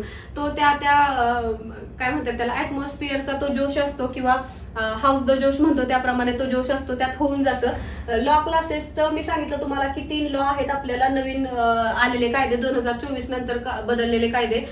BNS आहे, BNNS आहे आणि ह्याचा न्यायसंहिता आहे. तर हे 3 कायदे आहेत नवीन बदललेले, 3 कायदे. आणि त्याच्या व्यतिरिक्त तुमचे बाकीचे 6 सब्जेक्ट असतात. मग ह्या 6 सब्जेक्टमध्ये तुम्हाला राज्यशास्त्र थोडंसं शिकवलं जातं, त्याच्यानंतर पोलीस प्रशासनाचं काम कसं चालतं ते शिकवलं जातं, पोलीस प्रशासनामधल्या दुसऱ्या गोष्टी असतात, प्रोटोकॉल असतात ते शिकवलं जातं. त्याच्यानंतर तुम्हाला तुमचा काय म्हणतात त्याला IQ कसा ठेवला पाहिजे किंवा EQ इमोशनल क्वेश्चन तुमचा कसा असला पाहिजे ह्याच्यावर तुमचं थोडंसं काम केलं जातं. अशा बऱ्याच साऱ्या गोष्टी तुम्हाला ट्रेनिंगमध्ये शिकायला भेटतात आणि हे एन्जॉयबल किंवा आनंद देणारं पण असतं. लॉचे क्लासेस असतात ते तुमच्यासाठी गरजेचे ह्याच्यासाठी असतात की ज्यावेळेस तुम्ही पोलीस स्टेशनला जाता आणि ऍक्च्युअल तुमच्यासमोर एखादी केस येते, जर तुम्हाला लॉच माहित नाहीये किंवा त्याचं कलमच माहित नाहीये तर तुम्ही ती केस हँडल कशी करू शकता ना. सो मग हे तुम्हाला तिथं ट्रेनिंग सेंटरमध्ये शिकणं तेवढं गरजेचं असतं. आणि त्याच्या व्यतिरिक्त ही ज्यावेळेस तुमची फायनलला एक्झाम होती, आता 3 जे लॉची कायद्याचं तुम्हाला ट्रेनिंगमध्ये शिकवलं जातं आणि एक्झाम होती तर ती इन बुकच असतात, म्हणजे पुस्तकं समोर ठेवूनच ते पेपर द्यायचे असतात. आणि गमतीचा विषय हाच आहे की पुस्तकं समोर ठेवून विषय असले ते पेपर द्यायचे असले तरी पण त्याच्यातही नापास होणाऱ्यांचं प्रमाण कमी नाहीये, कारण तो प्रश्न कुठे आहे किंवा कुठल्या कायद्यातला आहे किंवा किती कुठल्या पुस्तकातला आहे हे कळायलाही तुम्हाला जागूनच लेक्चर बघावं लागतं. झोपून बघितलं तर मग ग्राउंडवर जाऊन प्रॅक्टिस करावी लागते डबल. मग हे अशा प्रकारे 9 विषय असतात, 9 विषयाचे 9 पेपर होतात आणि ते पेपर पास होऊन तुम्हाला फायनलला पास हा शेरा घ्यावा लागतो. नाही पास झालं तर काय असतं ते मी पुढे सांगेनच.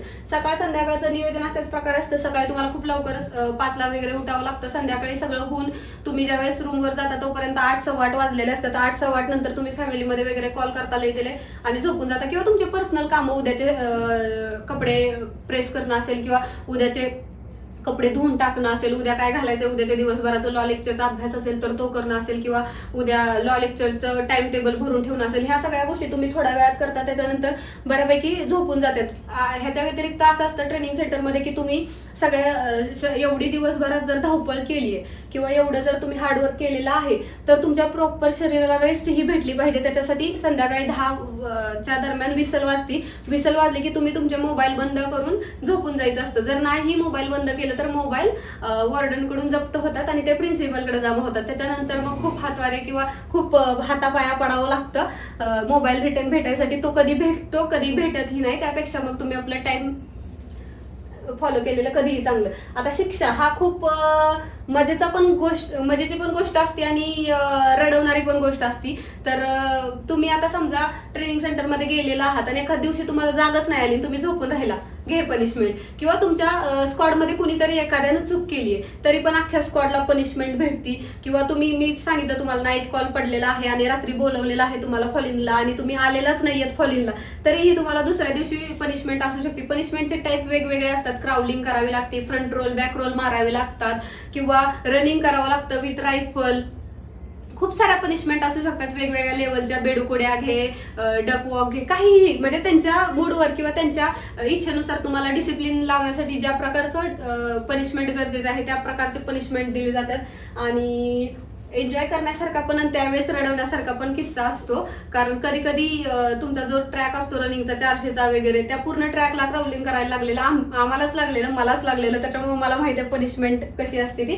रडवणारी ही असू शकते. एक्झाम सांगितलं मी तर एक्झाम 2 टाईपच्या असतात. ग्राउंडची एक एक्झाम असते आणि तुमची रिटर्नची एक एक्झाम असते. ग्राउंडची एक्झाम फायनलच्या वेळेस होती त्यावेळेस फिजिकल शेड्यूलमध्ये जे शिकवलेलं असतं वेगवेगळ्या चाली किंवा रायफल खोलणं जोडणं असेल ते तुम्हाला तिथं करून दाखवायचं असतं. पीटीच्या एक्सरसाइज असतात तेही करून दाखवायचं असतं. कधी कधी तुम्हाला नाही येत तर त्याच्या अगोदर तुमचे DI थोडंसं प्रॅक्टिस करून घेतात, त्यावेळेस होऊन जातं. टेन्शन घेण्यासारखं असं काही नसतं. एक्झाम जी रिटर्नची तुमची एक्झाम असते त्याच्यात असं असतं, मी सांगितलं तुम्हाला की 3 पेपर असतात ते इन बुक असतात. म्हणजे लॉच्या पेपरमधून लॉच्या पुस्तकातून बघूनच तुम्हाला लिहायचं असतं आणि बाकीचे 6 असतात ते तुम्हाला हँड रिटन किंवा तुमच्या अभ्यास करून जाऊन लिहायचे असतात. तर त्याच्यात पण गमतीचा विषय असा असतो की ह्याच्यात जर तुम्ही नापास झाला 6 विषय आणि ते 3 लॉचे विषय तर तुम्हाला ट्रेनिंग सेंटरमधून गेल्यानंतरही ते विषय देण्यासाठी माघारी यावं लागतं. म्हणजे असं नाही की नापास झालोय तर पासचा शेरा वगैरे भेटत नाही. तुम्हाला ट्रेनिंग सेंटरमधून डबल रिटर्न यावं लागतं आणि तो पेपर देऊन पासचा शेरा घेऊन पुन्हा मग इन्क्रीमेंट लागण्यासाठी वेळ द्यावा लागतो किंवा वाट बघावी लागते. मग तुमचं इन्क्रीमेंट स्टॉप होत असतं. एक्स्ट्रामध्ये ज्यावेळेस तुम्ही 5 ते ह्याच्यात असताय 5 ते 7च्या वेळेत असताय किंवा 7:30च्या वेळेत असताय तोपर्यंत तुम्हाला त्या 2 तासात किंवा 2.5 तासात एक्स्ट्रा वेगवेगळ्या ऍक्टिव्हिटी शिकवल्या जातात. जसं की ड्रायव्हिंग शिकवलं जातं, त्याच्यानंतर स्विमिंगचे क्लासेस घेतले जातात किंवा स्विमिंग शिकवलं जातं, CCTNSचं ट्रेनिंग दिलं जातं, फिंगरप्रिंटचं ट्रेनिंग दिलं जातं तुम्हाला, तिथं कम्प्युटरचं ट्रेनिंग दिलं जातं, तिथं त्यांची लायब्ररी असते, त्या लायब्ररीत तुम्ही बुक्स घेऊ शकता, बुक्स वाचू शकता, अवांतर वाचनाला तुम्हाला वेळ भेटतो. आणि म्हणजे हा वेळ असा लिमिटेड असतो. आता काही जणांना प्रश्न असतो की ट्रेनिंग सेंटरमध्ये अभ्यास होतो का, तर पुष्कळचा वेळ नाही भेटत, कारण ट्रेनिंग सेंटरचा अगोदरचा त्यांचा अभ्यास खूप जास्त असतो. तर बाहेरच्या एक्झामचा अभ्यास करण्यासाठी पुष्कळचा वेळ नाही भेटत, बट थोडासा टाइम तुम्ही मॅनेज करून किंवा तुमचे एक्स्ट्राचे एफर्ट्स देऊन तुम्ही टाइम काढू शकता. आता सकाळी उठतायत सगळे तर त्यांच्या अगोदर 1-2 तास उठून अभ्यास करू शकता, स्वतःचा टाइम काढू शकता, पण त्याच्यासाठी असं स्पेशल टाइम नाही दिला जात तुम्हाला किंवा तुमच्यासाठी ती सवलत नाही दिली जात. मग अभ्यासाला वेळ तुमचा जो आहे त्याच्यामध्येच तुम्हाला अभ्यासासाठी वेळ भेटतो. त्याच्यानंतर परीक्षा देता येते का, तर तुम्ही ट्रेनिंग सेंटरमध्ये असताना कुठलीही परीक्षा देऊ शकता, कुठल्याही परीक्षेचा फॉर्म भरू शकता आणि त्या परीक्षेचं तुमचं जे हे आलेलं असतं हॉल तिकीट आपण म्हणतो, ते हॉल तिकीट असेल तर ह्याच्यासाठी तुम्ही त्याच्या आधारे तुम्ही सुट्टीला अप्लाय करून वेगवेगळ्या प्रकारच्या परीक्षा देता येतात. आता ट्रेनिंग सेंटरमधून असताना काही जण त्यांचे फायनल्सचे एक्झाम देतात किंवा MPSCच्या वेगवेगळ्या एक्झाम देत असतात. तर कुठलंही डिपार्टमेंट तुम्हाला तुमच्या प्रगती करण्यापासून अडवत नाही. आता ह्याचं चांगलं उदाहरण मी स्वतःच आहे की मी 2018ला ट्रेनिंग झाल्यानंतर आता 2023-24ला एक्झाम देऊन 26मध्ये जे रिझल्ट आले त्याच्यात डिपार्टमेंटल PSI पण झाले आणि कंबाईनची PSIची पण एक्झाम दिली. तर तुम्ही ड्युटी करत असताना पण हे करू शकता किंवा ट्रेनिंग मधून पण करू शकता, प्रॉब्लेम असा काहीच नाहीये. एक्स्ट्रामध्ये मी तुम्हाला सांगितलं की कुठल्या कुठल्या गोष्टी शिकवल्या जातात. आता पीओपी म्हणजे असतं पासिंग आउट परेड. तुम्ही जे काही पूर्ण ट्रेनिंगमध्ये शिकलेला आहात त्या सगळ्या शिकलेल्या गोष्टीचा थोडासा डेमो द्यायचा असतो, परेड वगैरे करून दाखवायची असते. तर आता ह्याच्यात सगळेच असतात का पीओपीला किंवा सगळ्यांचं सिलेक्शन परेडसाठी झालेलं असतं का, तर अजिबात नाही. आणि ह्या परेडची 1 महिन्यापासून अगोदर सुरुवात झालेली असते की परेड शिकवायला म्हणा किंवा परेडची दुसरी प्रिपरेशन असेल, वेगवेगळे डेमो बसवलेले असतात. कमांडोचा डेमो असतो, लेझिमचा डेमो असतो, डान्सचा एखादा छोटासा डेमो असेल बसवलेला. ह्या सगळ्या गोष्टी तुम्हाला पासिंग आउट परेड दिवशी तिथं प्रेझेंट करायच्या असतात. सो काही जण परेडमध्ये असतात, काही जण नसणारे मग डेमो मध्ये असतात, कुणी लेझिम मध्ये असतंय, कुणी बसवलेल्या कमांडोच्या ट्रेनिंगच्या किंवा कमांडोचं तर रायफल एक्सरसाइज वगैरे असते त्याच्यात कुणी असते.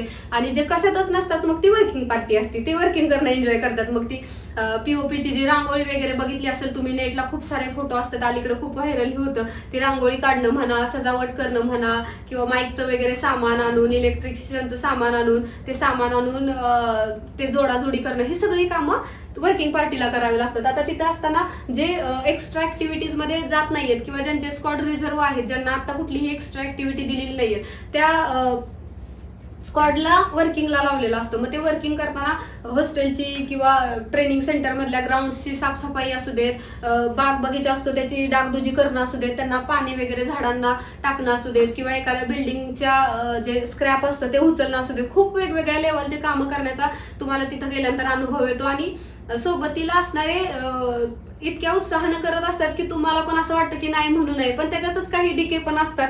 डिके आहेत ते तिथं गेल्यानंतर जाणवतं. ही डिके असणारे काय ट्रेनिंग सेंटरमध्ये कुठेही डिकेगिरी करतात, त्याच्यामुळे तेवढं चालून जातं. आणि पीओपीत मग हे वेगवेगळे इव्हेंट दाखवलेले असतात, तुमच्या घरचे पेरेंट्स आलेले असतात, मग ते अलीकडे तुम्ही बघता त्यांना कॅप घालून सल्यूट वगैरे ह्या टाईपच्या सगळ्या गोष्टी ट्रेनिंग सेंटरमध्ये पीओपीला होतात.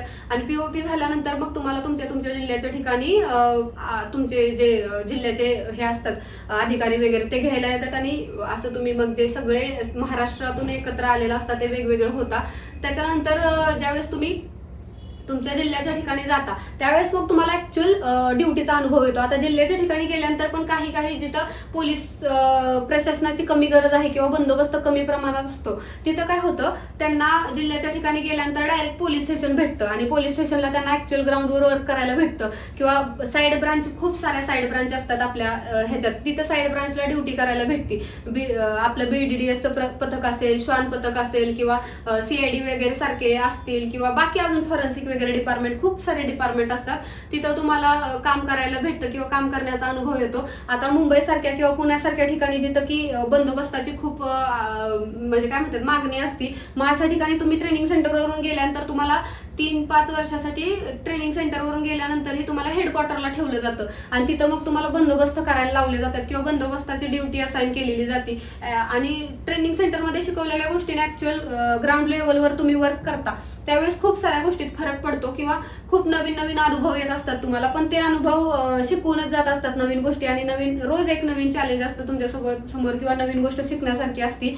त्याच्यानंतर युनिफॉर्मचे काही प्रोटोकॉल आहेत जे की तुम्हाला माहित असले पाहिजेत. अलीकडं सोशल मीडियाचा वापर खूप जास्त वाढलेला आहे, मग युनिफॉर्मची खूप क्रेज आहे. मग कधी कधी ट्रेनिंगला जायच्या अगोदरच तुम्हाला नाही का रील्स बनवणं किंवा वेगवेगळ्या प्रकारची शस्त्रास्त्र घेऊन रील्स बनवणं किंवा धमकीचे वगैरे व्हिडिओ बनवणं किंवा ते गुंडगिरी टाईपमध्ये किंवा आपण पिक्चरमध्ये बघतो थोडा दबंग किंवा रावडी पोलीस तसं बनण्याचा प्रयत्न करतो आणि मग ह्या रील्स सोशली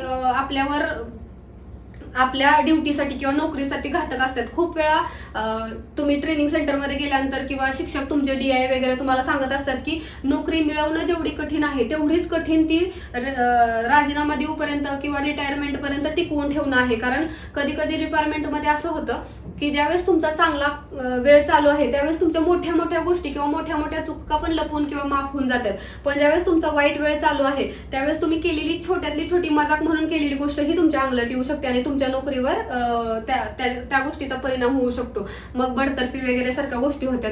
तर आपण बघतो की रील स्टार वगैरे किंवा युनिफॉर्मवर रील्स बनवणं, मी म्हणत नाही की तुम्ही फोटो तुमचे शेअर नका करू, केले पाहिजेत, पण राजकीय पक्षांवर वगैरे कमेंट करणं किंवा ट्रेंडिंग विषय आहे त्याच्यावर व्हिडिओ बनवणं किंवा युनिफॉर्मवर व्हिडिओ बनवणं, ह्या सगळ्या गोष्टींवर हे कितपत योग्य आहे हे मग तुम्ही बघून घ्या. युनिफॉर्मचा एक प्रोटोकॉल आहे किंवा युनिफॉर्मचा एक रिस्पेक्ट आहे आणि तो राखला गेला पाहिजे तुमच्याकडून किंवा प्रत्येकाकडून तो. आणि मिळवलेला युनिफॉर्म खूप कष्टानं, तुम्हालाच माहिती आहे तुम्ही किती कष्टानं मिळवलेला असतो, सो तो तेवढ्या कष्टानं राखताही आला पाहिजे. त्याच्यानंतर ज्यावेळेस तुम्ही तुमच्या शेजारून कोणी अधिकारी वगैरे जात आहेत तर तुम्हाला त्यांना सल्यूट करता आला पाहिजे किंवा तुम्ही सल्यूट केला पाहिजे.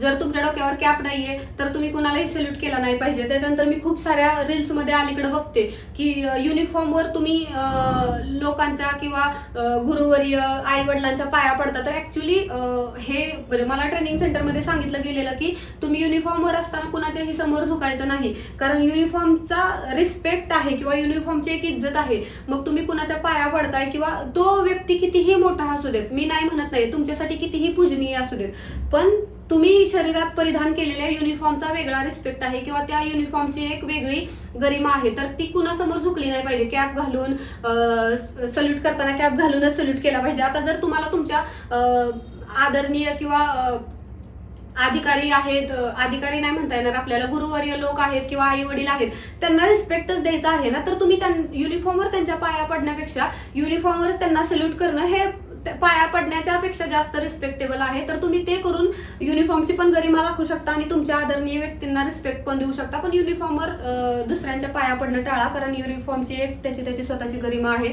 अशा प्रकारे युनिफॉर्मचे हे प्रोटोकॉल असतात आणि ते आपण सगळ्यांनी फॉलो केले पाहिजेत किंवा आपल्याकडून सगळ्यांच्याकडून फॉलो झाले पाहिजेत.